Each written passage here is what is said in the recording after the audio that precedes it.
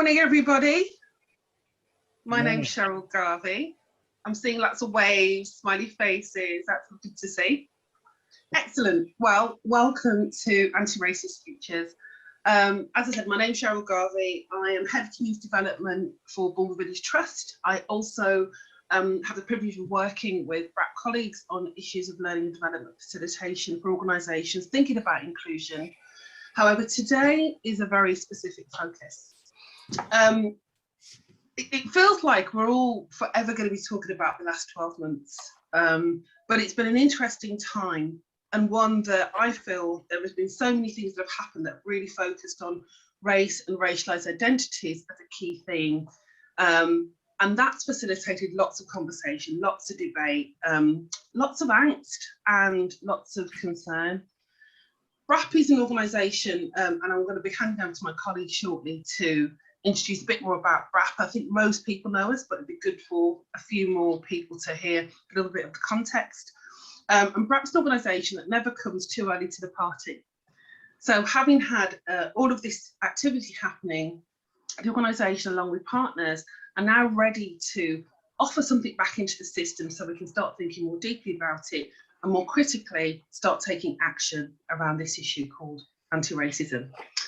Just to do some housekeeping protocols, this session is due to finish at 12 o'clock, so I hope that you'll be able to stay with us for all of that time. We haven't got a break, but we have got breakout rooms.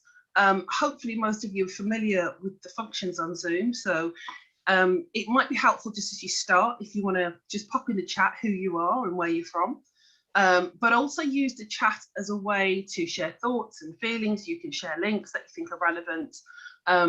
Zoom isn't always the best space for dynamic dialogue, but I've found chat functions a really interesting way to capture thoughts that aren't currently being shared or said at the front. Today we will be joined by a range of different speakers from different disciplines, practitioners from the chalk place, people working in the areas of anti-racism, but also some of the people who are really the beneficiaries of a better society, young people. So if that's all done, if you are not speaking, please switch off your microphone so there isn't any background noise and the dog doesn't come in and ruin everything.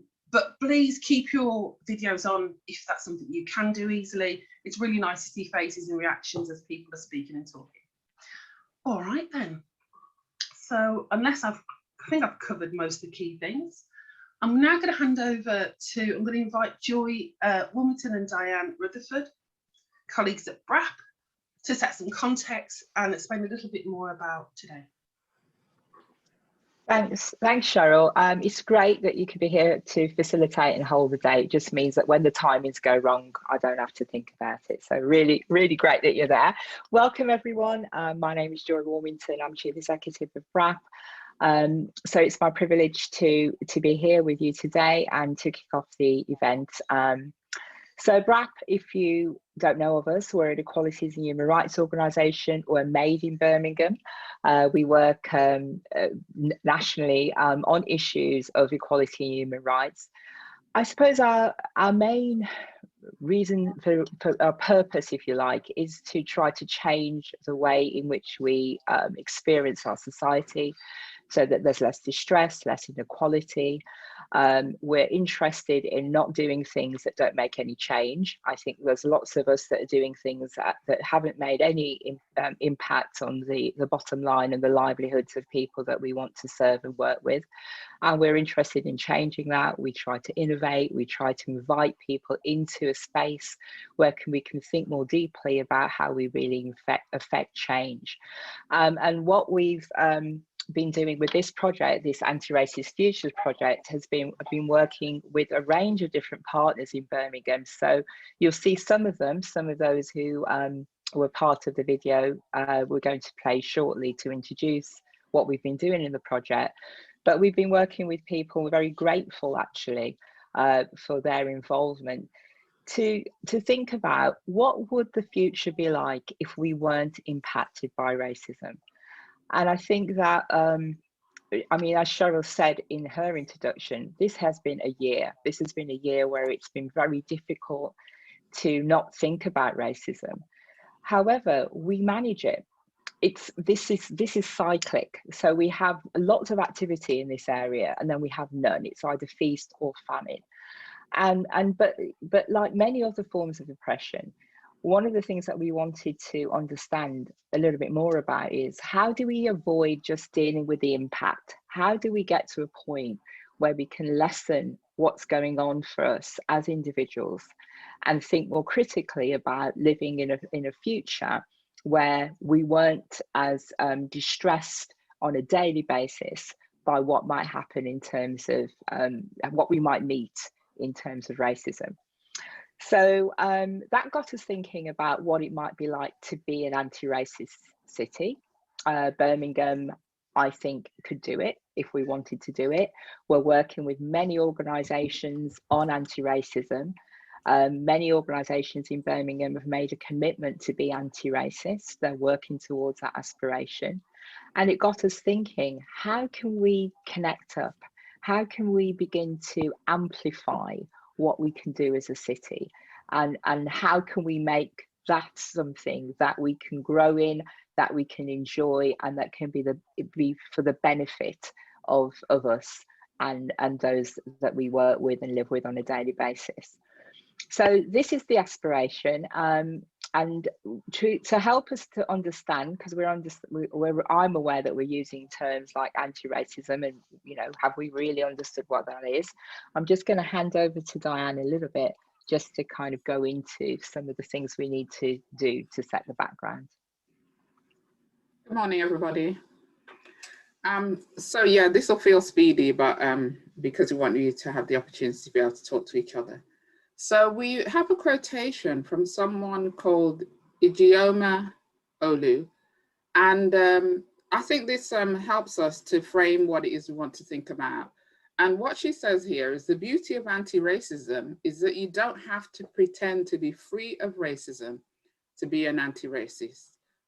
Anti-racism is a commitment to fight racism wherever you find it, including in yourself, and it's the only way forward.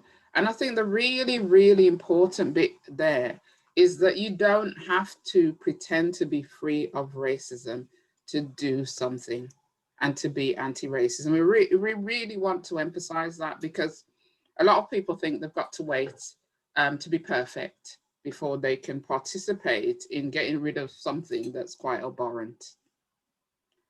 So what we also did was we kind of thought about, well, what kind of shift do you need to make? What is it that we need to be thinking about? And so we've kind of created this bit of a three-part thing. So we have to think about us as individuals, the organizations that we're part of, and then also we're trying to do something about the city that we're in order to move towards being anti-racist. And so I'm going to just show you, you can put all of those up actually, show you where we are when we talk about the individual.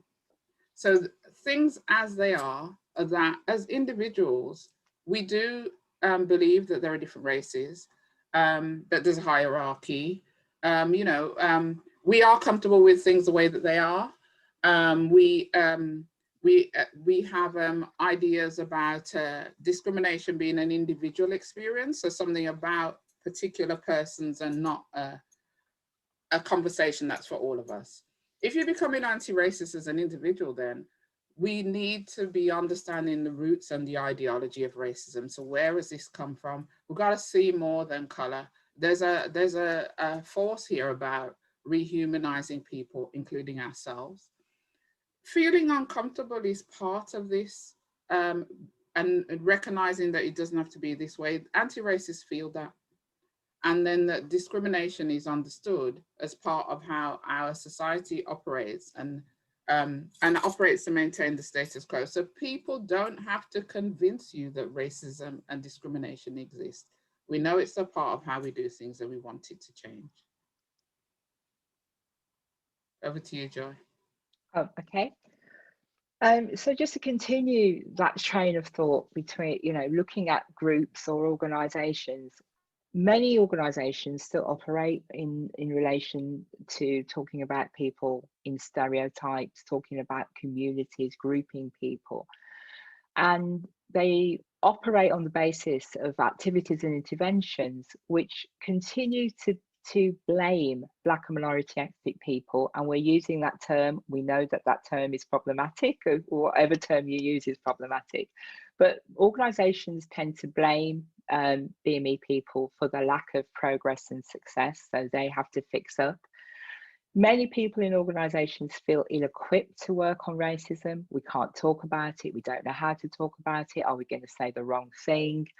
And spend a lot of time and investment learning about different cultures and beliefs. So if we only knew about this group, if we only understood X or Y, and we're not saying that understanding people is not important, but if you're moving to an anti-racist perspective as an organisation, you're recognising the impact of your own beliefs, not only on the organisation, but on the things that you do with people. So you're understanding your own racialised conditioning and your own racialised position, and moving into your leadership of your organisation, recognising that. You're educating people to understand how to be active in anti-racism. You're recognising that the systems, the processes, the structures that you've put in place favour certain types of people, and you're seeing that replicated over and over again, and thinking about your role in breaking that. And you're becoming more aware of how you act on biases and stereotypes, and being prepared to challenge this too. At a city level, we also had a bit of a dream. We thought, what would it be like? I mean, you will know I'm a Brummie because you can hear it, but we're a Birmingham-based organisation, and we thought, what would it be like if we could really do this in this city? So at the moment, there's we accept everything as it is. We think that Black and minority ethnic people are the people that should be doing the change, because you're affected by racism, we're affected by racism, you do the stuff. We accept there are no-go areas of the city. We know that there are places in the city that we can't go when we're racialised as Black people, and that actually are more difficult to go as if we're racialised as white people too. So we've created a city which is very it's very patterned and very difficult to navigate for everyone. You always feel like you're an immigrant in this city. So when do we get to the place, at the time when we belong? And we make excuses for our lack of action on this agenda. If we were going to become more of an anti-racist city, we would be interrogating our history. We would understand more about what we're standing on here, and we would be thinking, what have we omitted? What bits of history have we undervalued? We'd recognise that it is our city, and everybody in this city is responsible for change, including people who are racialised as white. We would be able to go and have comfort in the city. We'd all feel that we belonged. We would have the courage to act on racism, and not just do it because it's been a year where there's been a lot about racism. And we would have a longer term, permanent vision for positive change. So a lot of what we do is very short term. We never think, what's this city going to be like in 10 years, unless we're doing a building, unless we're making a big city plan. But what about us as people? What do we want in 10 years, in 20 years' time? So this is really what we're talking about when we're dreaming into the aspiration of an anti-racist future. So we'd like to show you a film, if we can now, of some of, I've got to take my thing down, haven't I? Have I done that, Severin? Yeah. So we can show you a film of some of the participants that have been involved in the creation of this dream around anti-racist Birmingham. So it's a sweet film. I'd like to thank Marvin for his production on this, because he's worked really hard to put this film together. You'll see some people are a bit shy, some people are a bit more confident, but what you'll see is some of the people that have engaged in this aspiration. So hopefully we can share that now. The racism in Birmingham, even now in like 2021, is appalling. It's awful. The fact that people still think it's okay to judge someone by the colour of their skin is just not, it's just, I think it's just wrong.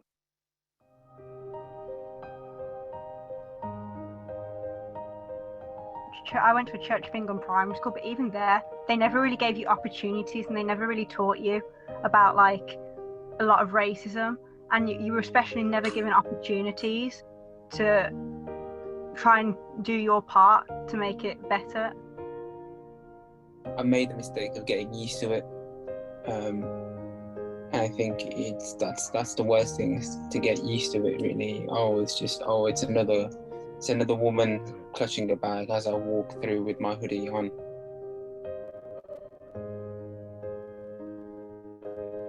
Quite often we're asked to tick a box in terms of our national identity, then we're asked to tick another box in terms of ethnicity, then sometimes we're ticking boxes in relation to faith, sometimes we're ticking boxes in relation to colour.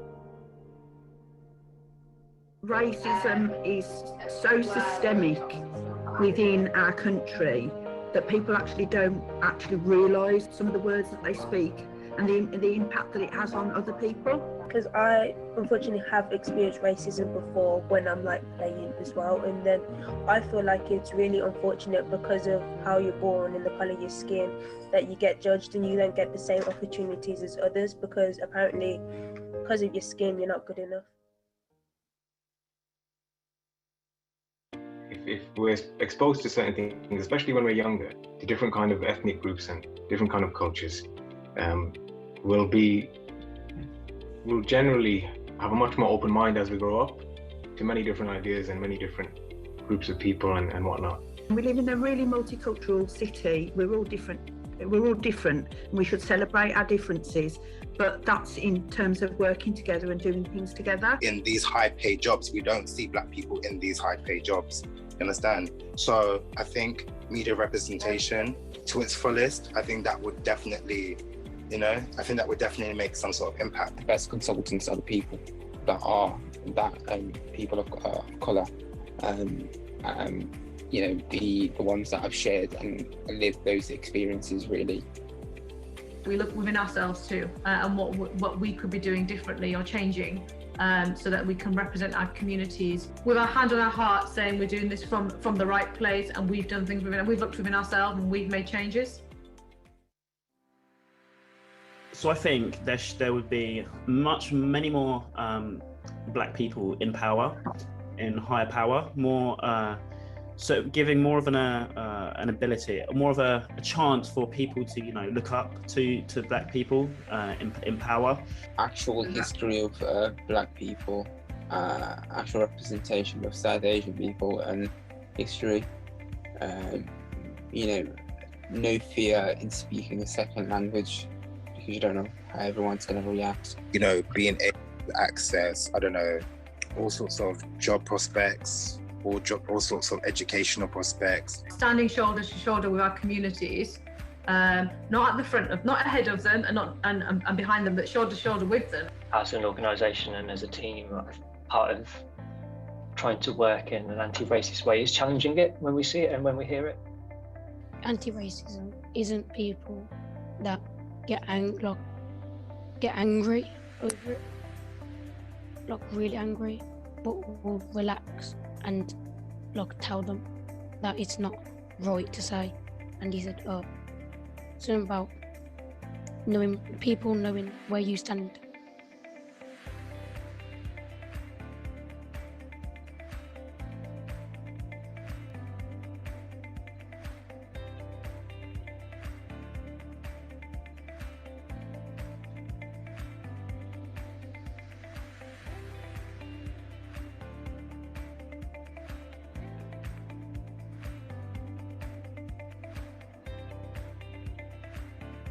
So, if somebody wants to come back into the room, metaphorically.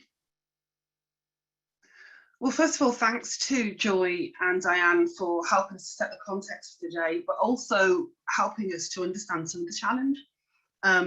One of the things that I hear a lot, particularly from people who are committed to addressing racism is people want to act. But actually, the action isn't exclusively about what happens around you. Today isn't just about looking at the system and our city, it's also about having some conversations about what sits within us, because we all operate within this racist space. We all have things we need to attend to. So if the only thing you come here for is to look at what others are doing, this may not be the thing for you. But if you're actually looking at what can I do and what can others do, then definitely I think there's some things that'll be useful. So having heard all the complexity around race and identity and the things that have happened, there's a real challenge for leadership, and probably none so more as my next speaker, Ian Ward, who is the leader of council. He's been a councillor since 1995, deputy leader of the Labour group for a number of years, and has been leader of the council from 2012 up from 2017. And he's also a Brummie, and is a Bruce Springsteen fan. So let's not judge him too harshly. Ian, do you want to just open your, there you are. I've called you out now as a Bruce Springsteen fan, but I think I shall never live that down now, will I? So I just want to give you some space, really. I mean, there's a number of things that really are a challenge for Birmingham, but also a really powerful opportunity should we choose it. What's your thoughts about it? Thanks very much, Cheryl. And can I say, this has been a really excellent start to this conference today. It's been fascinating to hear what we've heard thus far. And can I say good morning to everybody else who's in this conference and on this call. And thank you so much for inviting me to speak about an issue that should matter to every person in every community right across Birmingham: our collective commitment to an anti-racist future. As we all know, this is an incredibly diverse city, a city built on immigration. What I mean by that is that all of us, if we trace our family tree back, will find an immigrant, someone who has come to Birmingham looking for work and a better future for their family. So I'm proud to say that Birmingham is home to people of every colour, creed and nationality. Our city is made up of people who can trace their roots back to virtually every country in the world, and our children grow up and are educated alongside children from super diverse backgrounds and heritages. And we all know that immigration and diversity has enriched Birmingham, making it a truly global city. I don't expect that anybody joining us today would disagree with those words and sentiments. But we must also recognise that diversity alone is not enough, and that's very much been the message that's been coming across so far in today's meeting. A diverse city isn't automatically an anti-racist city, and the people and communities of Birmingham deserve much more than warm words. They deserve, as you have been saying, action. That's why the council is committed to tackling the ongoing racial discrimination that negatively impacts the lives and life chances of far too many people across Birmingham. Black, Asian and minority ethnic communities continue to face inequalities in education, economic opportunity, housing, criminal justice and many more areas. And people from ethnic minority communities were far more likely to die during the first and second waves of the COVID-19 pandemic than were white people. So our challenge post-pandemic is to address the long-standing inequalities. And the first step comes with listening to people and acknowledging the scale of the problem. That is what Birmingham City Council has done. And in a consultation that we ran last year, over 4,000 people from communities across the city shared their experiences and views of inequality. I'm grateful to every person from every community who took the time to speak to us.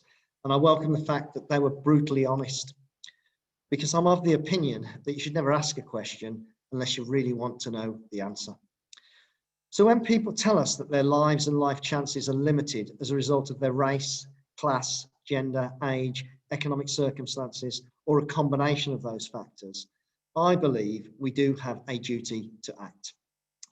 The challenge for people in power, for those in positions of influence in both the public and the private sectors, and for organisations wanting to make a difference, is to take the findings of our consultation to heart.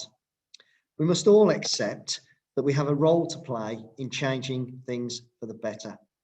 Different communities and different sectors must work together and hold each other accountable for change. So I very much welcome the blueprint for an anti-racist future in Birmingham and can assure you that Birmingham City Council will play its part in the journey to come. We know that as one of the city's major employers, we must lead by example and take practical, meaningful action that makes a difference. This means we will be ensuring our workforce reflects the communities we serve, working with our staff, managers, trade unions and independent equalities and HR experts to become a beacon for equal opportunities. Working to introduce a Rooney rule for shortlists to address the current visible imbalance in gender and Black, Asian and minority ethnic representation across the authority and ensuring all council interview panels are similarly representative. Challenging and removing barriers to advancement within the council in order to address the serious lack of Black, Asian and minority ethnic representation at a senior level, and to nurture a future generation of leaders that will truly represent the city they serve. We've worked with Operation Black Vote on a new leadership programme, which incidentally is now oversubscribed. So we're developing a second phase to bring this opportunity to as many staff as we possibly can. I'm proud of the way the council is addressing this issue because acknowledging and tackling inequality is everyone's business. We must all play our part and we must not be distracted. Which brings me finally onto the government's widely discredited Commission on Race and Ethnic Disparities report.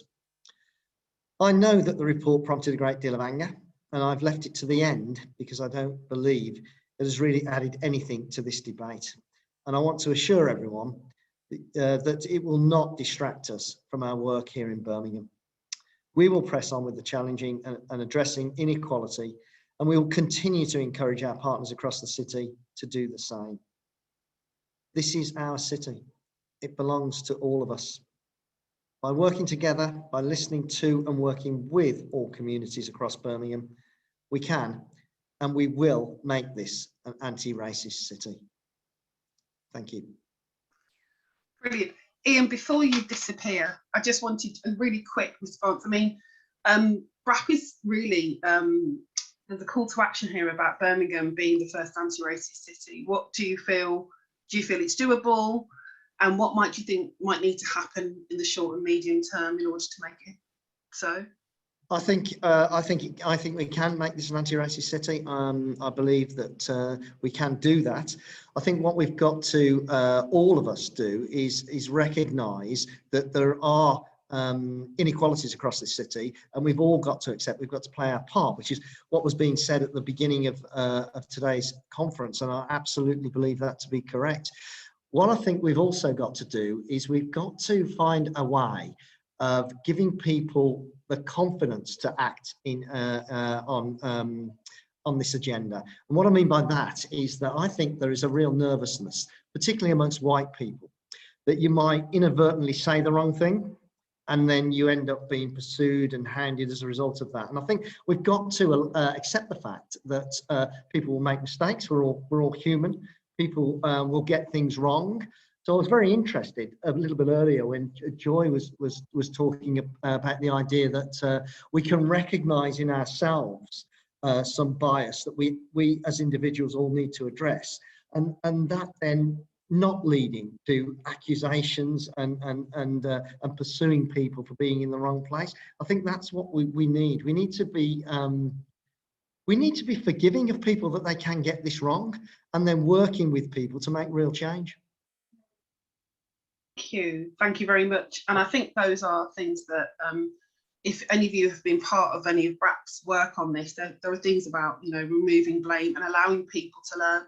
So thanks, Ian. I really appreciate that. I'm going to move us on to our next contributors. Now, from somebody who is managing, you know, the largest municipal in Europe to a group of people who are right at the chalk face of this challenge. I have a particular sympathy for anybody who's working in schools or anybody who has very small children over the last 12 months. But alongside them having to wrestle the complex challenges that COVID brought, there are practitioners who have, from before COVID and during, have been continued to amplify their conversations and their learning around this agenda. So I want to bring in now some teachers from local schools that perhaps we've been working with. So that's Emma Lehman, head teacher at Cornwall School and Sixth Form College, Angela Watson, lead practitioner for Bilsley Primary, Siobhan Haddleton, autism resource-based lead for Bilsley Primary School, and an expert teacher for the Elliott Foundation. So you have been people who've been wrestling with this anti-racism challenge and thinking about what's it mean for teaching, what's it mean for children, what's it mean for learning, what's it mean for schools. So I'm just going to give you some space. I think each of you are going to say some pieces. So I'll hand over. Emma, do you want to kick us off? Hello, hi, I'm Emma Lehman. It's a really great privilege to be with you, and I am deeply fortunate to be the head teacher at Colmers School and Sixth Form College, where I've been since September 2018. And I'm really excited that some of the young people you saw in the film today and some of the staff who were involved in our project are actually with us, but I'm not sure if you'll be able to see them, but they need to give you a good wave, because you'll have seen from the video, and I'll just stop crying from it, just how amazing the voice of young people is in this. For those of you who don't know our school, Colmers is located on what I like to call Birmingham's coast. We're down in Longbridge on the Worcestershire border. We're a mixed, non-faith, maintained comprehensive school. We have around 1,200 students, all local, and our school serves an area where poverty is huge and a growing issue. So if I say 58% of our year 7 students are economically disadvantaged, and if you take the cohort that came in 5 years earlier, that was 46%, and it's literally going in this upward gradient in terms of poverty. And actually, just as the level of disadvantage has increased, actually so is the diversity of our students. So the school is becoming less white. We have, for the first year in our year 7 cohort, we are 69% white, and that compares with over 80% white in year 11 and previous years. And again, that change is really tangible and really wonderful in terms of the increased diversity of our student population. One of the questions I was asked to talk about a little bit is why are we doing this work, the anti-racism work, and really the answer is incredibly simple. It's just because we must. It's absolutely essential.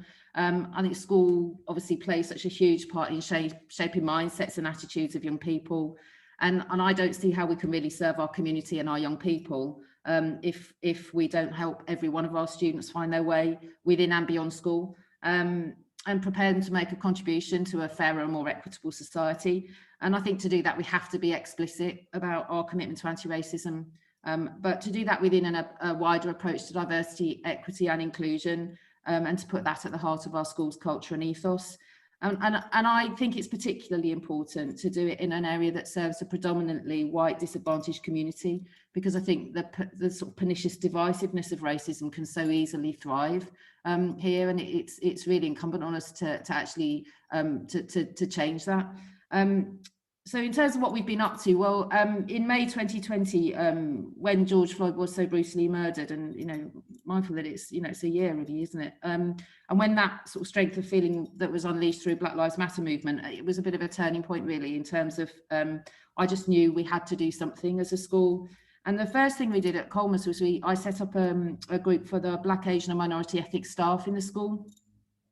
And that was firstly to share their experiences of racism, but secondly to create a voice from those staff to play a central role in shaping our response to racism. And I don't think I'll ever forget the first meeting of that group, because individuals really opened up about their experiences of racism throughout their lives, but including in our own school.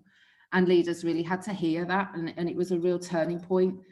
From there, we actually shaped a whole staff response to the murder of George Floyd. We made a film we shared with our whole school community during that first lockdown. And in that film, we made a really strong and unequivocal statement of intent and commitment to being an anti-racist school. And I know that those were words at the time, but it was actually what we're going to do. But it was a game changer in terms of getting buy-in and to the language around anti-racism. And since then, our Black, Asian and minority ethnic staff group's gone from strength to strength. We've had fantastic support from BRAP. We had leadership development on unconscious bias training. We've had 2 whole staff development sessions looking at a deeper understanding of racism, and a really fantastic session exploring white fragility and seeing it in action, and really learning from that. And I think what we're seeing now is staff are talking more and with greater confidence about racism and racialisation. And the topics that used to be in a too difficult box for staff and students are being confronted. So I think we've got a long way to go, but a lot of the resistance to change has dissipated. And I think looking at Joy's slides at the beginning, you know, one of the indicators for us is that more people are more willing to be uncomfortable. And I think that has to be one of the things that actually, for me, is a sign that actually we're making progress. And we were really lucky at the start of this year to be in the right place at the right time to work with BRAP on the If Not Now Then When project. And you saw some of our amazing students, and 3 of our staff team and 15 of our young people had the opportunity to work on that and contribute. And it's just amazing to hear their voices. It's you know, and of course the future does rest in us giving that platform and opportunity to young people, doesn't it? So what's next for us? Well, we're moving forwards now. We're going to be launching our Black, Asian, Minority, Ethnic student group, one for parents and carers as well, around creating a safe space, and then diversity, equity and inclusion groups for students and parents to become champions. We're looking at all of our policies, anti-racism, LGBTQ plus equality, gender, but also really focusing on what do we do around disadvantage, because the whole issue around economic disadvantage and the intersection of that with those things is so huge. We're looking at our curriculum, making sure that we've got improved representation of Black, Asian, minority ethnic perspectives and histories and achievements, and looking at our pastoral curriculum and how we're educating on racism and keeping a space where people are uncomfortable but encouraged to talk in real terms about that. And we're going to launch a diversity, equity, inclusion pledge. We're going to have our Colmers badge we've designed to wear with pride for our whole community to start kind of really signalling what this is about. So yeah, I think we've got a long way to go, but I think there's a feeling of increased confidence around tackling those things. And I haven't been plugged to do this, but I have to say that the partnership with BRAP has just been brilliant in terms of bringing in that external expertise and support, and it's really made a difference to us. Brilliant.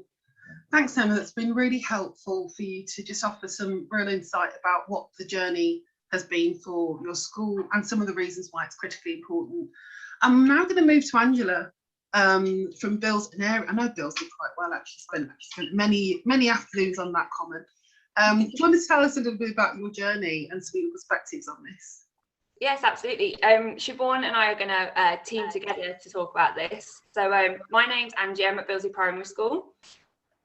And I'm Siobhan Hamilton, also at Billsley. Good morning, everyone. And we really want to just talk to you about the journey we've been on, similar to our colleagues at Colmers, which really was kick-started 12 months ago with the Black Lives Matter movement, where we really realised that although we were very proud of the curriculum offer that we were giving our pupils, we realised that actually we had a lot of work to do to improve that for our pupils. And so we looked at changing our curriculum offer to a concept-based curriculum, where we moved away from a subject-specific content and really looked at to design a model which looked at key concepts and themes which can feed across subjects for our pupils. As teachers, we understand the important role that we play in making decisions about what our pupils learn. And that although we have a fixed national curriculum, we really have the autonomy to decide what the content of that is. And most importantly, I think we realised that we were missing out lots of content and themes that really were important to be embedded within our curriculum.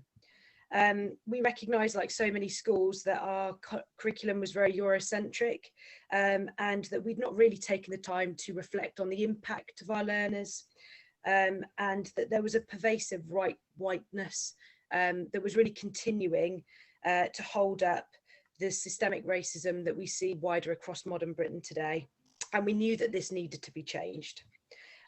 So what we looked at was thinking about how we could teach history accurately, the history that we were teaching, and that our curriculum was really diverse, that we were accurately using stories and narratives, which meant that there was no longer a whitewashing of our lesson content and explanations, which have been so prevalent before we kind of started to critically analyse that. So Angie's going to talk about now what we've started to do over the last 12 months. What I find really interesting is the mirroring ways we tackled this with Colmore and what Emma's been talking about. So we started off with just reviewing our existing curriculum. We got a small staff consultation team together, and we had some really challenging conversations with each other. And I think that was probably the most important part. We discussed, explored our curriculum, we researched and reviewed it as a team, and really started to talk about what were the narratives that we wanted to put in our curriculum, and what did we want our children to see reflected in their curriculum.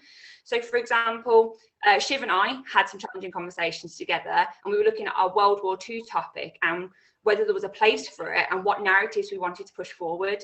And we know that Black British history is British history. So we introduced stories of Black and Commonwealth soldiers into our planning and teaching to make sure that we didn't promote white colonial narrative of war. Once we kind of reviewed our curriculum, we needed to refresh it. So we basically scrapped a lot of the topics and rewrote them to make sure that they promoted the narratives that had been previously untaught. So in year 6, we do a topic about Africa, and we kind of looked at the biases and misconceptions that children already had through a sorting activity, and then spent the next 8 weeks addressing those misconceptions so the children could reflect on what they had learned in that time.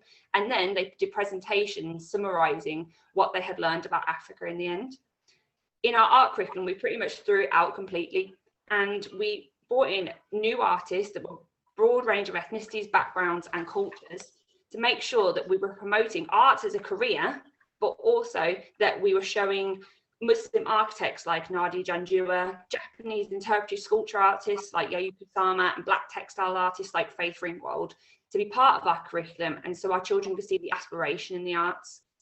We also know that a lot of primary schools tend to see anti-racism or things like this as kind of token theme days. We can tick it off because we've done a theme day on it, and we wanted to make sure that was not something we ever did moving forward. So we came up in our school improvement plan. We have a whole section devoted to exploring the rich cultural heritage of our school, and working with companies such as the Birmingham Rep and Stan's CAF. We have ongoing art projects throughout the year that link into school days that explore the idea of culture, heritage and acceptance, and also tackle these more challenging conversations with our children. We also teach a topic called Philosophy for Children, where children challenge the things that are around them and unpick things together.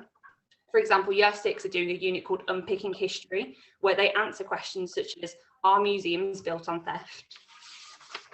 Then we realised that even though we've got a good start, we are nowhere near done. So the biggest thing for us is reacting to the changes that are happening and educating our staff.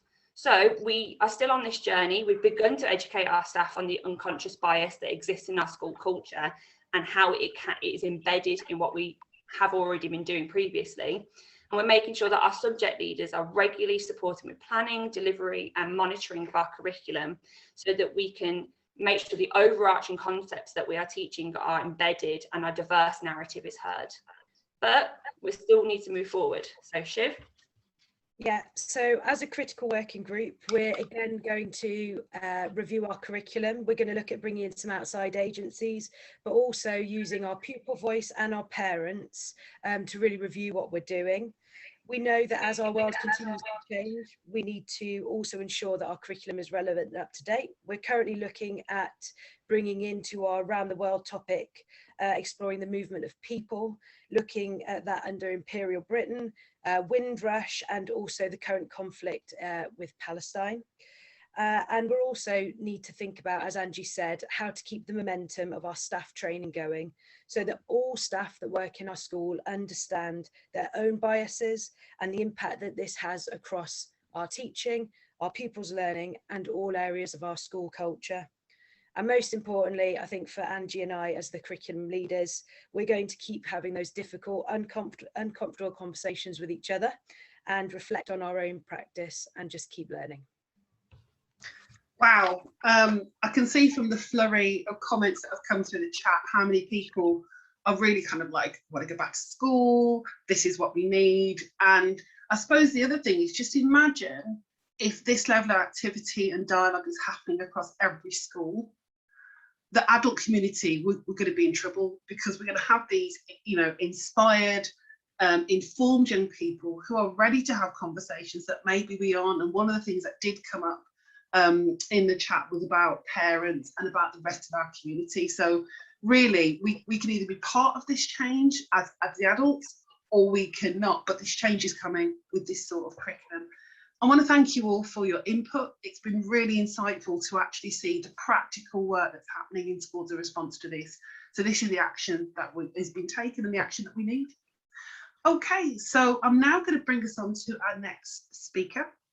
Deborah Yodell is Professor of Sociology of Education and Head of the School of Education at the University of Birmingham. That's quite a mouthful. Not only is she an academic, she's an award-winning author and has been involved in some really critical work exploring a range of issues from gender, but has done some very specific work around race and education. I'm going to give you some time and space really just to offer the conference some thoughts and perspectives about the work you're doing, but also about your thoughts about this particular agenda that BRAP is promoting. Thank you, and thanks ever so much for asking me to join you and to speak. So I'm going to speak quite generally, but drawing on the research that I've done and the research that's been done across education over, you know, several decades, and following the conference theme rather than listing for people all of the race-based inequalities that students face, starting with what would an anti-racist school look like. And I think we've just heard from a couple of schools examples of what anti-racist schools would look like. So I think you're going to recognise some of it, but hopefully it kind of gives us a list of things that we might hold up against our own settings and say, is this true in our case? So so I want to suggest, I don't want to say that this is exhaustive, so please, you know, keep adding to it. I want to suggest that a anti-racist school is going to be a school where all children, including Black, Asian and ethnic minority children and young people, feel welcome, feel at home, feel that they belong, feel recognised and understood by their peers and by their teachers, feel able to take a full part in school life. And that all children, and in particular Black, Asian, ethnic minority children, see their lives and their cultures reflected around them and all around them, in the curriculum, in people and in their interactions in school. And you know, perhaps most simply, but as a kind of a very small starting point, where overt racism is always challenged and is always challenged in a meaningful way. An anti-racist school is a school where there is, where BAME students are no more likely than their white peers to be ignored, to be chastised, to be in a disciplinary regime of whatever sort the school might have, to be disciplined, to be in detention, to be excluded.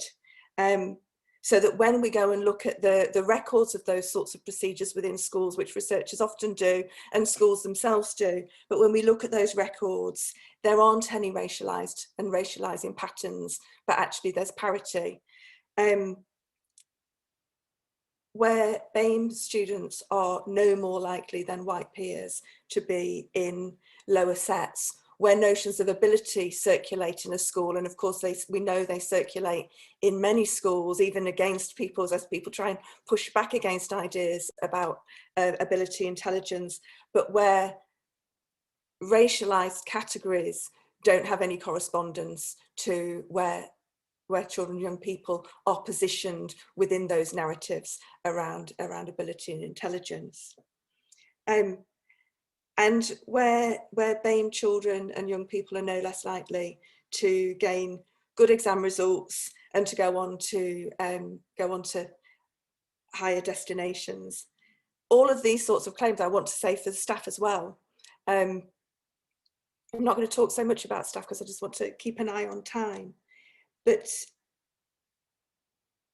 in all of this, I think that we can, if we're willing to work with a recognition of whiteness and of white privilege and of the way that whiteness works systemically as well as in the mundane and in the everyday, then what we're really talking about when we talk about anti-racist schools is institutions where whiteness and white privilege are not allowed to stand, and that where we see whiteness and white privilege, we are ready to challenge that. So all of this, I think, then thinking about what an anti-racist school looks like helps us to identify sites for analysis of our own schools as they are, and helps us to identify our sites of action. If we can't say that this is the case for our school, then that's a call for action. And I think that when we then start thinking about the action that we take, and we've just had some lovely, really concrete examples. I think one of the things that we need to understand is the complexity of the factors that create racialized experiences of school and racialized outcomes, and those complexities include intersectionality, and this often comes up when we talk about anti-racism. People want us to do an intersectional analysis, and I think absolutely, let's understand how racialization works with other forms of inequality, how it works with poverty, but we must always do that without allowing anti-racism to fall out of view or to become marginalized, or for it to be yet another distraction. Institutions are it's very easy to distract institutions from an anti-racist agenda. So when we think about the complexity, we need to do it, but holding on, I think, to that anti-racist agenda. Another thing that when we start to think about the complexity, we also start to have highlighted multiple factors that influence children and young people's trajectories and their experiences in school. So poverty, family circumstance, community often get brought up. And rather than argue over statistical models that tell us the degree of influence that a school can have, or the extent to which it's somebody's family background that creates experience and pattern X and Y, I think that what an anti-racist school should do is start with their responsibility and what they can change. So rather than argue about, but it's, you know, it's more about the community, or it's more about the family, or it's more about the individual child, it's more about trauma. What we can say is these things may be in play, but as a school, we have the power to make changes in the school, and we have the responsibility to make changes in the school. And so what can we do as a school to influence our part in this complex terrain? And I mean, people, everyone who's spoken have talked about discomfort, and I think really significant is getting to a place where we can have uncomfortable conversations. When we're thinking about anti-racism school, we have to understand the trajectories for young people. So often I find myself in conversations about disproportionate exclusions from school of older secondary children from in particular Black African Caribbean backgrounds. And what we have to remember is that the moment of exclusion has come through it's an end point in a trajectory of a child's experience of a white racist institution. And if we can bring ourselves as institutions, as schools, to understand that, then we understand that it's the trajectory that we need to intervene in, and it will help us to not come to the end point where schools say, but this exclusion was we couldn't not do this exclusion at this point. So we need to work backwards and think about those trajectories and our part in those trajectories, as schools.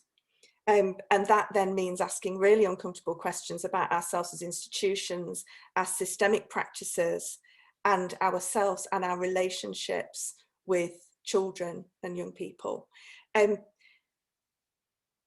think that so we ask ourselves, what can we do? And I think that there are lots of things we can do. I want to suggest a few key things, a few key ingredients, and I think they've already been demonstrated. One is the commitment of school leaders. When school leaders are committed to creating an anti-racist school, the whole school has the has the go-ahead and the support, and we're going to be brave and do this. It has to be a clear and really sustained priority, kept at the top of the agenda, and that there's a real shared ownership. It means lots of listening, and it means multiple lines of action in play at once. It might be around relationships and around curriculum and about school systems and about how do we navigate what's mandated to us by the DFE and Ofsted in relationship to our anti-racist agenda. You know, as we've heard, the curriculum does allow us to do anti-racist work. We just need to understand that and be brave enough to do it. And I think absolutely key, respect and care and trust. And building, you know, obviously trust has to be built, and we need to understand as schools that that trust has been damaged, and we need to rebuild trust. We can always start. So even if we don't have the wholehearted support of the senior management of a school, we can always start. We can start with our relationships with children, young people in classrooms, in corridors, and always checking about the assumptions and implicit biases and things that we think we know. And rather than working from what we think we already know about children and young people, we start from a position of offering them recognition and space to be, and we change so that they can be, rather than constantly trying to fit them into the institution that's been built actually to suit white children and white middle class children. I'll stop there. I hope I haven't spoken for too long, Cheryl. No, you haven't. I'm going to ask one question, and actually that's such a there are so many layers. Like each of those points could be a whole day of discussion, dialogue, and learning. One of the things I'm interested in, from your experience of talking to students and teachers and being in educational establishments, what do you think might be one of the trickiest things to grapple with for institutions and communities thinking about getting better at this stuff? You know, I think one of the things that that white people find really difficult is understanding how whiteness works and how they're implicated in it. So much so that sometimes I think that talking about whiteness as a concept of social norms and social dominance becomes unhelpful, because people think it just means having white skin. But when we're talking about how we as white people are implicated, it can become quite difficult. One, it becomes uncomfortable if people can hold it. But the other thing is that I think people can find it quite difficult to accept. I've had a student put their hand up in a class and say, "I'm sorry, I just can't bring myself to believe that. Are you saying that white teachers accidentally are being racist in classrooms?" And that kind of incredulity, and helping people to unpick how really, really small mundane interactions that they're involved in. I think that can be incredibly difficult, because people who believe themselves to be committed to anti-racism don't want to think that when a black child and a white child do the same thing in their classroom, their affective stomach response, their instant response to the white child is different to their response to the black child. They don't want to think that's true. And to start to unpick that, start noticing that you've got a class of 30 plus children and you've got multiple activities running, and then you're being asked to also notice that. But actually, it's probably that's the most important thing for you to notice, and giving them the space to notice that, I think, is really important. But if people don't want to believe it, they think it can't be that. Sure. Thank you. We could talk all morning, but we shan't. And I want to thank you for all of the rich things that you've shared to conference. Before I bring in my next speaker, which is Asif Afridi, BRAP's Deputy CEO, there is also something to throw into the mix that just compounds the complexity of it, is that this stuff doesn't just exist within the minds and behaviours of people who have a white racialised identity. A lot of the work that I've seen BRAP engage with have also been about the beliefs, attitudes and behaviours of people of colour as well, because we're all in this soup. And you know, some of the things that I think people are doing in from a good place are deeply unhelpful in terms of this agenda around anti-racism, and it's also been done by people who have a racialised identity as well. So this stuff is very complex, and I think when I think about Birmingham, there are some really difficult and tricky conversations that we're going to have in order for us to unpack some of this before we even start really understanding what action might mean from a person-centred and institutional perspective. So on to my next contributor, Asif Afridi. Asif's going to give us, really take us to the next bit. He's going to offer some stats and facts. I love a few stats and facts, but also to introduce us to the blueprint. Great. Thanks so much, Cheryl. So, I mean, I'm loving the conference so far. What we thought we'd do is just offer a little bit of evidence really around what's actually happening in the city. You know, what does it look like? What do these outcomes look like for people who are racialised as Black and minority ethnic? So I'm going to share some slides with you. Let me do that now. And then I'm going to introduce something that Joy talked about earlier, which was the blueprint. But what I thought I'd do is start with a quiz. We've only got data so far for we've only got the last two censuses here. We haven't got the 2021 data yet, but I thought it might be fun just for people to have a think about, what do you think the current population looks like at the moment in Birmingham? So you can see on the left, we've got the 2001 census. White, and these are very broad categories we're using here, but white was approximately 70% of residents were white, about 20% were Asian or Asian British, about 6% were Black or Black British, about 2% were mixed, and about 1% were other. So for 2011, you can write it in chat if you like, just have a think about it. What do you think that changed to for white people? How do you think it changed? I can't see the chat because I'm showing my screen, but I'm going to presume that people are guessing what it might be.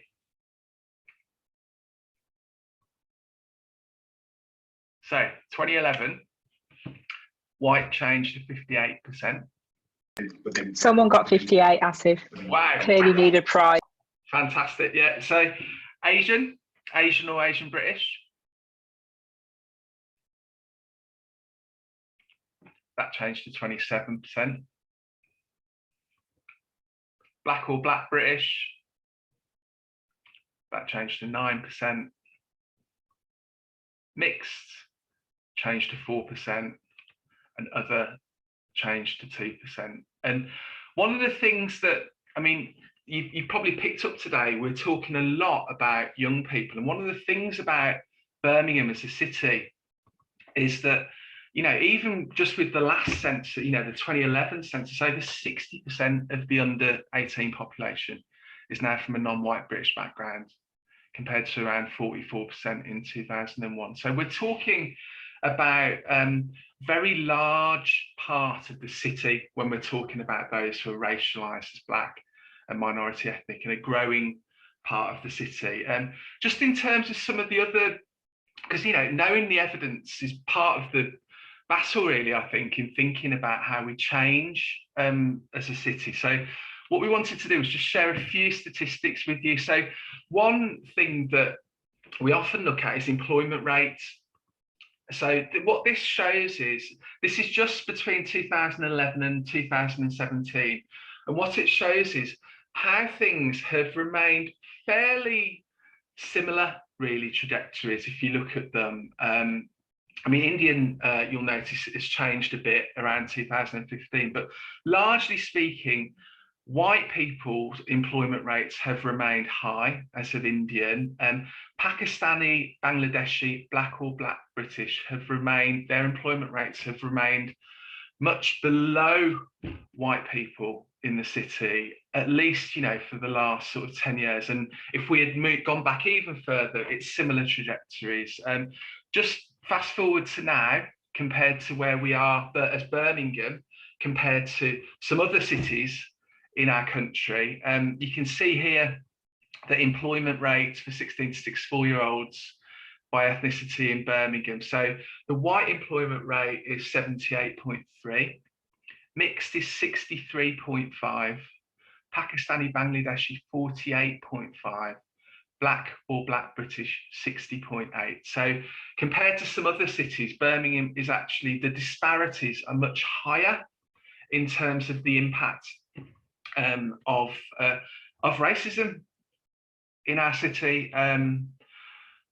Deborah talked about exclusions. So what we've done here is just shared, really, and this is the last 20 years. So what this graph is showing is, so the orange, the yellow, and the green are the different years: 1999, 2000, 2010 to 2019.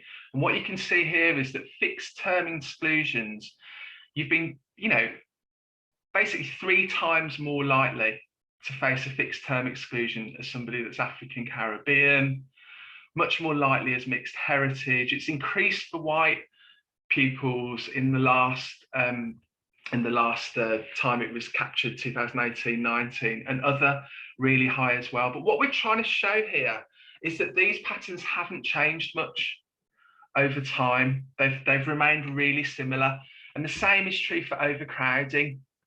So if you look at the percentage of overcrowded households over the last 3 censuses, what you can see here is that, you know, mixed, Asian, black, other have been much more likely to live in overcrowded households in our city compared to white people.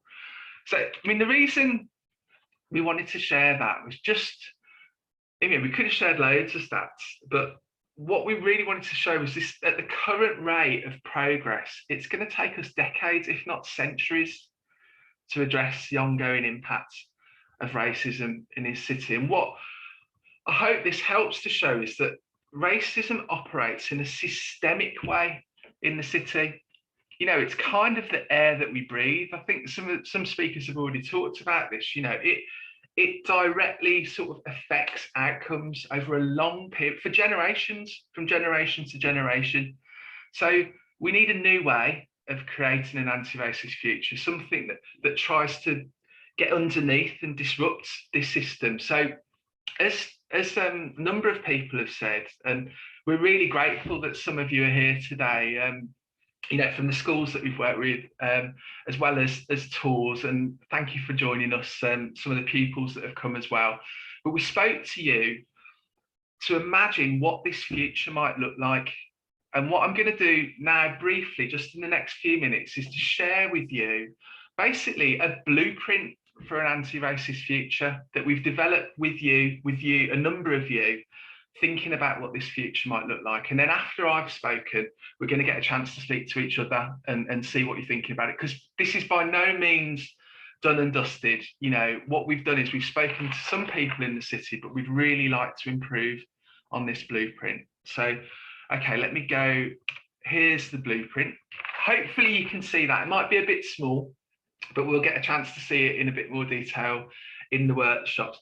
And basically, as I said, this was created by working with schools, with community organisations, with like public sector organisations and staff in the city. And what it does is it basically suggests some really high-level dreams for what an anti-racist future might look like. And I'm going to go through each of these steps in a little, I'll go through it quite slowly, just so you get a bit of a grounding in it, because we're going to be talking about them in groups in a minute. So the first step we've described is committing to anti-racism. So what that describes is really, what it's saying is, if we don't have a level of initial commitment and if we won't aspire to anything different. You know, kind of, we heard about this desire that actually we need to think more long term when we're thinking about the future, and we need to commit to something more long term if we're going to create an anti-racist city. The next step, second step, is described as recognising cycles of distress and lack of progress. And what we're talking about there is basically this recognition that there's been limited change in the city. You know, if you look at those stats that I've just shown you, you can see that things haven't changed much. And many communities are stuck in a bit of a cycle of like sort of disadvantage, distress. And so it's really important to recognise that this is a cycle. That's important, because if we don't recognise it, we won't break it, if you see what I mean. So what we're suggesting here is, look, we need to think about, is what we're doing helping to break this? If it's not, we need to do something different. The next part, sharing power. I mean, this came through really, hopefully you saw this a bit in the video as well with some of the people that were talking on it. But they were talking about this idea that nothing will shift unless those who are most affected by racism have more than a voice. So it's about more than just sort of getting the numbers right and getting X amount of black and minority ethnic people onto a board, for example, or onto a steering group, or it's about more than that. Although it's important, it's about including those people and giving them power. The fourth, the top right, is about collective action. So that's something that came through our discussions as well. People were basically saying, we need to work together if we're going to shift this. You know, we need to hold each other to account for progress. You know, often we work in little bubbles on this agenda in the city. We need to talk to each other, hold each other to account. And the main reason we need to work collectively is because racism operates systemically. It operates as a system. It's going to require us as a system in the city to try and break it. So that's why we've put that there. The penultimate one, the fifth one, the benefits of anti-racism for us all. What this is basically saying, and I think this has come through as well from some of the young people that have spoken in the video, and this idea that anti-racism isn't anti-white. You know, it's about us creating a less oppressive system where we can all benefit. You know, we can all benefit from from an anti-racist city. So that's the message there. And then the last one, you know, the dream for the future is really where we've all got a shared investment in the city's future. So, you know, this is a city that acknowledges its past. It's a city that acknowledges and makes sort of people who are racialized part of its future. And if we do that, I think what we were saying was that residents will feel more connected to it. You know, we'll all feel part of it. So that's really, really brief overview, but we're just really grateful to all of the people that took part in the project to help us to put this together. And we'd love to hear from all of you what you think about it and to take the discussion forward. Right, so I'm going to hand back to Cheryl, if that's okay. Thank you. Well, we have had just over an hour of some really juicy thought perspectives, and we're now going to give you some time and space to move into some breakout groups and really engage with the blueprint, but critically think, okay, this is our ambition, how might we move it forward for Birmingham? And I know that we have colleagues from all across the country from lots of different disciplines, and I'm loving diversity of people who are in the space, so we should be able to have some really useful conversations. So I believe shortly you will be invited into a breakout room. There will be somebody who will be sort of taking some notes. Their job isn't to fill the space, it's your job to do that. And then when we come back, I'm going to invite the people who are note taking just to offer us literally no more than a minute of feedback. We know there's going to be lots of rich and detailed dialogue, but I just want to catch a flavour at the end of it. And I believe that we're dedicating, is it 45 minutes for the breakout spaces? So you can actually have a proper conversation for a change.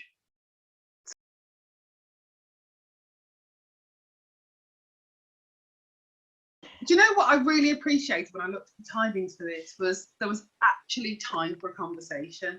I can't tell you how many times I've been in a Zoom meeting and people have said, right, 12 minutes, go away in a group, you know, fix world hunger, and then come back and feedback. And I just hope that that 45 minutes just gave you guys a bit of space to surface some issues, hear what other people were thinking, get some practical ideas, and just begin the conversation.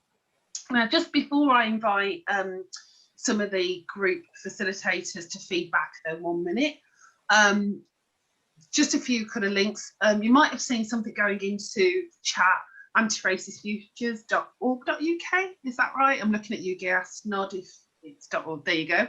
That's the link. Some people have been asking about the slides and for further information. Pop along to that website and you will find that stuff. And there are some other things that GRAP have in the offing around this agenda, but I will share a bit of that at the very end. So, Gias, I'm going to start with you. Do you want to give me 1 minute's headlines on some of the things that came out of the group you were leading? So I think for us, our starting point is that we need to recognise that racism is traumatic. And I think we talk about that, but we don't really understand it and we don't really feel it. So, and that goes for everybody. So there were some people in our group who were chased by the NF back in the 1970s. But there are also people who are part of the Windrush generation, and they're kind of reliving some of their experiences with the hostile environment that's going on. So we had a quote from a New Zealand activist which kind of resonated with a lot of people. And it was something like, if you've come to help me, you're wasting your time. If you've come to support my liberation, let's work. And we felt that needed to be the starting point for our conversations and for taking this forward. I think in terms of the blueprint, we agreed that it's broadly on the right lines. Fundamentally, we need to get to grips with our history. And what's crucial is that we acknowledge the past. And that doesn't necessarily mean that we need to feel shame about what's happened, although some of us may personally feel guilty and we can recognize that. But we do need to recognize the impact of what happened and the impact that it continues to have in our lives. So an example that was provided in our group was the Liverpool Slavery Museum, which was seen as a really good example of how difficult history can be made accessible for people. But we also need to think about the role of young people in taking this forward. So we need to have conversations with them about slavery and colonialization and things like that. So one of the best places to do that is in schools, and we've heard some really good examples of how that happens. And maybe something for us to build on going forward is spreading this out across Birmingham and supporting teachers to have those conversations.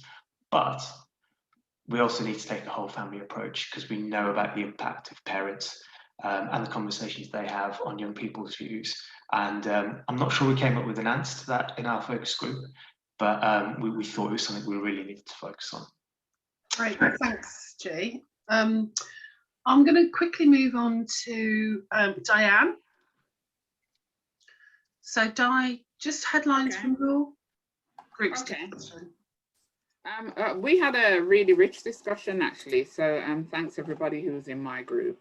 One of the things we landed on, or a number of them that we felt were really important, was the need to humanize people and to recognize that we're actually talking about people, fellow human beings. So a feeling that we've got to learn this whole heap of history and such about people before we can actually see a person is something we need to challenge ourselves with. We also felt there's something about modeling, how this happens and how we do it in our city. We talked a little bit about that in relation to young people, and just the need to show up as people who are modeling something that was better. And some of the stuff that's better is about compassion, about kindness, about how we show up in the world and in this city, because we are the city, yeah, not some others. And then finally about using our power to be different and to be better, that we all have agency to do that. And so we were really maybe actually taking on board that this is a personal journey that we're doing in service of wanting something that's better and more humane. Brilliant. Thanks, Di. Lakshmi, I think you were leading another group. Do you want to give us a few headlines from your conversation? I was indeed. I'm just gonna say thank you to everyone from our group, because I felt like it was a really energized conversation, so I really appreciated that. And Jamie is going to provide our feedback because he took a bazillion notes. I did, yeah. Far too many than I could read out just now. But key points for me were that governance is really key. And there was a lot of discussion about the recognition that good governance means really actively listening to those who are affected by racism. So there's a lot of discussion about accountability and how do we upskill and prepare those who will be then held accountable for their decisions.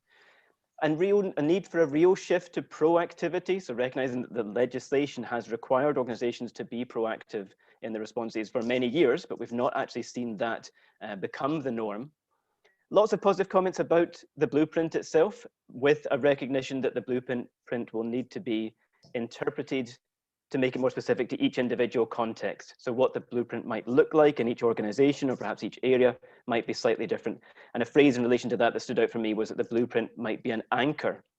There was also a lot of discussion about the need to really share power. So recognizing that there's been little shifts in the direction of allowing small amounts of power to be shared, but we really need to actually shift the dial. Type into the chat, folks, those who are in my group, if you want to add anything to what I've said there. That's great, thank you, Jamie. And I like the fact we were moving from like Gias's points, which are quite personal, to actually looking at some of the broader issues like governance. Carolyn, coming to you next. If you want to give us the headlines from your discussion. Yeah, I will do my very best to keep this short. Thank you to our group. Super conversation, so rich, and learning something all the time. So we started off with the hopefulness of the blueprint, and that there's hope there and a way forward, and agreed that essentially it is useful. There is some tweaks needed. Key points around, I suppose, points 4 and 5 is maybe some of the language and that personal responsibility. So we talk about a call to action from communities, and how that links into how communities link to different parts of the system. And it was felt that that language is not maybe as inclusive as it might be. So we need to talk about businesses and communities and schools, and how all of the parts of the community come together. So there's a piece of language work there. And also that the responsibility of the individual, how is the responsibility of the individual highlighted throughout the blueprint, and then the responsibility of the organisation.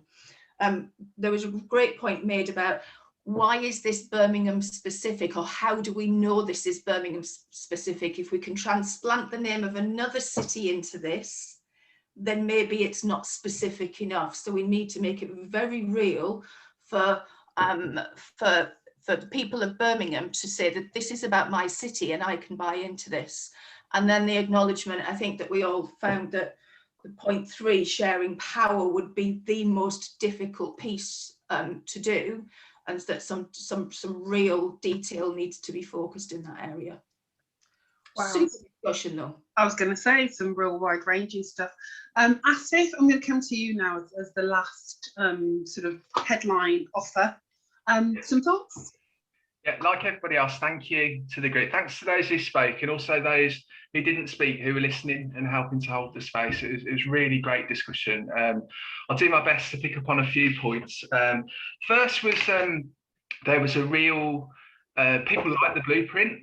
People talk quite quickly about how it might apply to their own organisation or what role they might be able to play. And some other people also talk about how it might apply to other cities. So that was great. And there was a real interest in sharing what others were doing between organisations. Somebody talked about auditing each other, holding each other to account. Second point, on the collective action, people were talking about the importance of joining up work that's done on much broader issues, you know, around social justice in the city. So, for example, we were talking about how issues of homelessness in particular are intimately related to racism. You know, responding to issues of poverty in our city are intimately related to racism. So the connection, making the connections there. And then the last point, people talked about how the blueprint was really ambitious, and it needs to be ambitious, but then also people talked about how kind of we need to be aware of how our previous experience might affect like how realistic we think things are. You know, so even though it's really ambitious, how does our previous experience of trying to make things change affect what we think is going to be doable? How do we hold that dream? How do we hold that ambition and not get tripped up by stuff that's been a barrier in the past? Those were the three things from us. Thank you, Atif.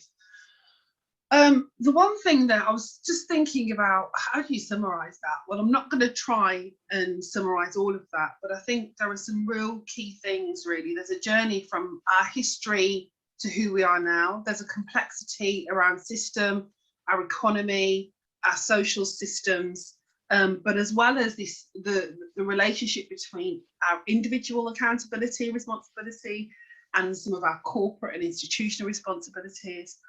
But also, I think the idea of although there is a page that we're all on, that page is huge. And some of the challenge, I think, in moving this agenda forward will be around the specificity. It will be around the measures. It will be around the shared language we adopt. But I think what's really coming out is that there's potential across all of the contributors for something really powerful to happen here in Birmingham. So I just want to echo your facilitators in thanking you for leaning into the conversation and offering your thoughts, perspectives. And just once again, this is just the start of the conversation. There'll be opportunities for all of you to participate in whichever way you feel comfortable and empowered to do so as we move forward. So we're moving now to close. One of the things I think when you have an event that like this, how do you bring it to a close? Well, as I said, it isn't the end of it all, but I think Brap thought about a way in which we could continue the motivation and inspiration. So I'm going to invite Joy now to introduce the closing piece before we send everybody on their way. So there's just two tiny bits before I do. I don't know if anybody's ever seen a video by John Amici called How to Be an Anti-Racist. I'm going to get Lashley to put it in the chat because she can do that in 2 seconds. And it's a fantastic 5-minute video in which John Amici, who is the first British MBA star, is an international human rights ambassador, best-selling author, a psychologist, but he also runs his own company, APS. And we reached out to him and had a conversation with him about anti-racism and asked him if he would actually come along to the event, and he couldn't. But what he did do is he taped a piece for us, which we'd like to show you now about his thoughts on what anti-racist Birmingham could look like. So I'm going to ask Gias if he could share that up, please. Hello there, my name's John Amici. I am an organizational psychologist and a bit of a busybody when it comes to issues of inclusion. The first thing I want to say is thank you for being here. I hope you're okay. One of my day jobs is I work in the NHS. I'm a director of the country's largest hospital trust in Manchester. 23,000 staff and more condolences than I would ever care to give out to my colleagues this year and their families. I know that it's been incredibly difficult for all of you, and whether you are managing it with ease or whether you're struggling, I hope you know that this won't be forever, and I hope you reach out and get the support that you need. On top of that, for many of you, the last 12 months or so is this crescendo for Black and brown people around race and racism. And while I have to be clear that I do not speak for all Black people, I think Michelle Obama speaks for all Black people. I speak for some when I say that Black and brown people are exhausted by this, exhausted by the revelation of racism for many, exhausted by some of the questions that one would have thought answered years ago about racism, exhausted by being the source of reform around racism and more. There is more work to do, so we need to gird ourselves ready for this. I was asked by Joy to talk about a number of things, and I want to start here. Obviously, everybody listening to this knows that race is a social construct, and it's, the author Ta-Nehisi Coates says it's an idea and not a fact, and he's right. The race is a biological construct, there's no validity to it whatsoever. There are two primary differences between people with darker skin and people with white skin. These are the relative ability to process vitamin D from sunlight and the relative ability to protect folates, vitamin D, in the skin. That's it. That is the difference between those of us who are darker skinned and those of us who are white. That is it.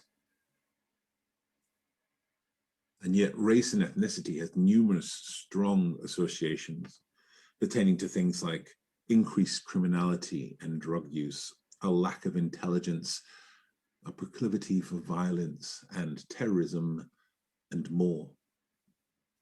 And none of these things are real. Part of the work that needs to be done is to help science lead the way. Research has been done on these kind of ridiculous, outlandish claims of differences between the races, and they're not real. And we need to keep spreading that message, though that's not going to be enough. Tackling racism means understanding racism, and indeed all bias. Racism is learned behavior. I often hear people tell me this with a bit of a smile on their face, because they're thinking, they love the phrase that if racism is learned, it can be unlearned. But that's not always the case. Some things we learn so early, and they're repeated and embedded so often that they're there forever. Case in point, I know all the dative prepositions in German. Fan vor und über hinter zwischen neben. There you go. That's all the dative prepositions in German. I know them all. I learned them when I was 10. I can assure you I have not lived in Germany, nor do I speak German. I just know them because I learned them early, and they were reinforced very often with a ruler by my German teacher. We call this cognitive programming, and unfortunately, much of the ideas about the differences between men and women, gay people and straight people, certain faiths and others, black and white, Asian and white, etc., are embedded. So it's not just as simple as unlearning them, because I couldn't unlearn those dative prepositions in German. It would take a brain injury to get rid of that. Children learn these racial constructs and stereotypes before they are 5 years old. There's a really famous experiment done by Kenneth and Mamie Clark in America. It's called the doll test, and you may have seen some of these videos online. They're quite hard, very difficult to watch, so please, just be braced if you do look them up on YouTube. This was done back in the 1940s, and children as young as 4 understood that darker skin meant stupid, ugly, bad. Some of you watching this have fought those creeping ideas in your minds. Some of the new versions of this experiment are not just done with Black African-American children, but are done with children of lots of different types: African, Caribbean, mixed heritage, Asian descent, and the results are the same. Because we should all remember this, although people think when we talk of race, we are talking of Black, African, Caribbean descendant people, that this experiment showed us that racism, when you look at it in its various form, has never been about where you're from. It's just been about this.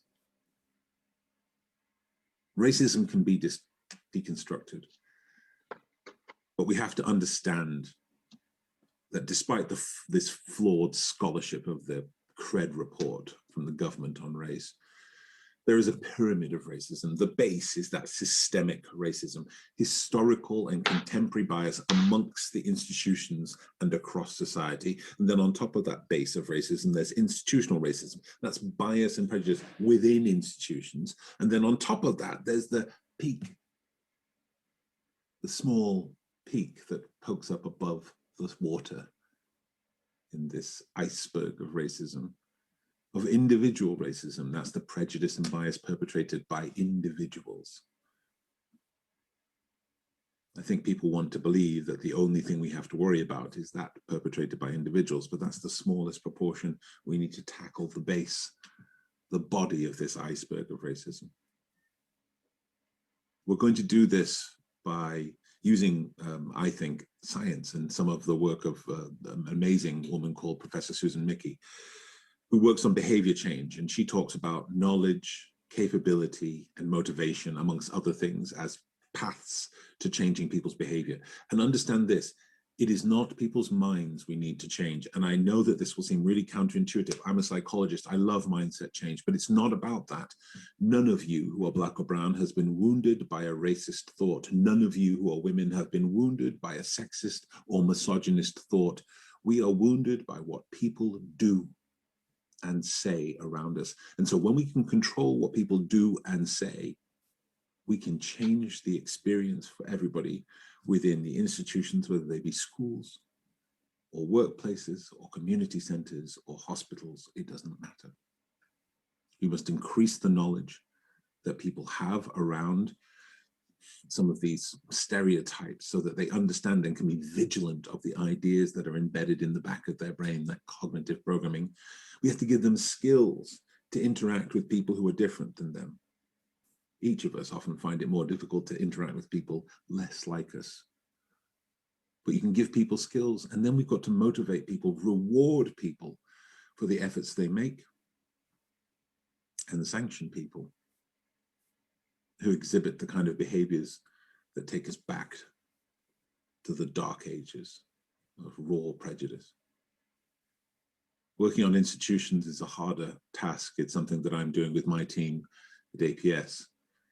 And I know that there are others working on this, but dismantling some of the institutionalized, some of the systemic racism is going to be a challenge that will require multi-agency intervention.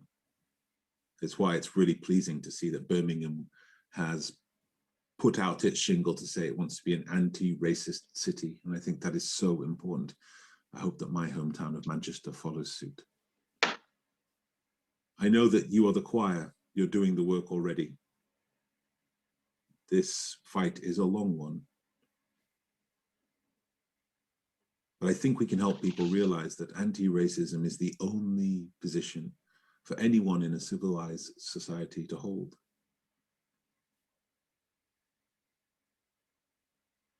I'm not sure when we'll reach the promised land. I'm 50. I'm not sure I'll be around when we get there. But I hope that you, like me, will play your part nonetheless.